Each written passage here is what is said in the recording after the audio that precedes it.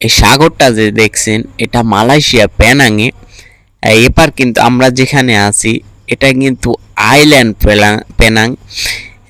চারপাশে কিন্তু সমুদ্র, মাঝখানে একটা দ্বীপ আইল্যান্ড। ঠিক আছে, এটা আইল্যান্ড পেনাং। জায়গাটা অনেক সুন্দর, এই সাগর পাড়টা অনেক সুন্দর। এখানে চীনা, ব্রিটিশ, নানান ধরনের দেশের কিন্তু লোক এখানে বসবাস করে। দেখেন যেটা দেখালাম এটা কিন্তু হয়তো বা জর্জ কোর্ট হবে বেশি সম্ভব। দেখেন সাগর পাড়টা কিন্তু অনেক সুন্দর। এখানে বিকেল হলে কিন্তু লোকে এই সাগর পাড়ে কিন্তু মালাইরা এসে মাছ ধরে।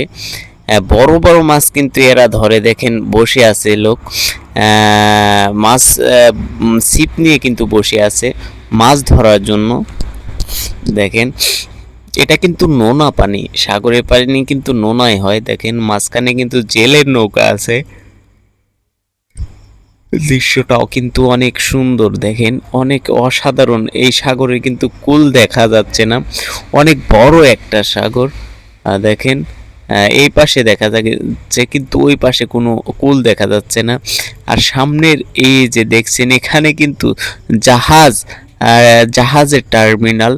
জাহাজ জাহাজ বড় বড় জাহাজ এসে কিন্তু এখানে ভিড়ে।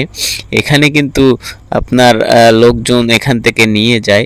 পাশেই কিন্তু অনেক দোকান আছে। বিকাল হলে যখন লোকের সমাগম হয় তখন কিন্তু এই দোকানগুলোতে লোকের অভাব থাকে না। দেখেন এখন কিন্তু একদম ফাঁকা।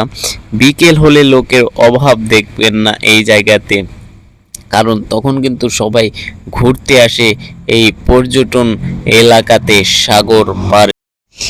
পাশেই কিন্তু একটা বড় মাঠ আছে। এই মাঠে কিন্তু দেখেন তিনটা গোলবার তিন জায়গাতে কিন্তু খেলতে পারে। বড় বড় মাঠ কিন্তু এটা অনেক বড় মাঠ এই সাগর পাড়ে। বিকেল হলে সবাই খেলতে আসে। দেখেন অনেক লোক কিন্তু খেলছে, ছেলে মেয়ে উভয়ই কিন্তু এখানে এসে খেলাধুলা করে। দেখেন খুব সুন্দর একটা মাঠ, অনেক সুন্দর মাঠ। আমরা কিন্তু এখানেও কাজ করি, এই মাঠেও কিন্তু কাজ করি মেশিন দিয়ে ঘাস কাটার। দেখেন কিছুদিন আগে কিন্তু ঘাস কেটে গিয়েছি, আবারও কাটবো কিছুদিন পর। দেখেন জায়গাটা অনেক অনেক সুন্দর জায়গা, অনেক সুন্দর একটা মাঠ। মেয়েরাও কিন্তু এখানে এসে খেলাধুলা করে। দেখেন ছেলে মেয়ে কিন্তু সবাই কিন্তু ফ্রি মাইন্ডে খেলে। কেউ কাউকে মানে হিংসা কিংবা অন্য চোখে দেখা এরকম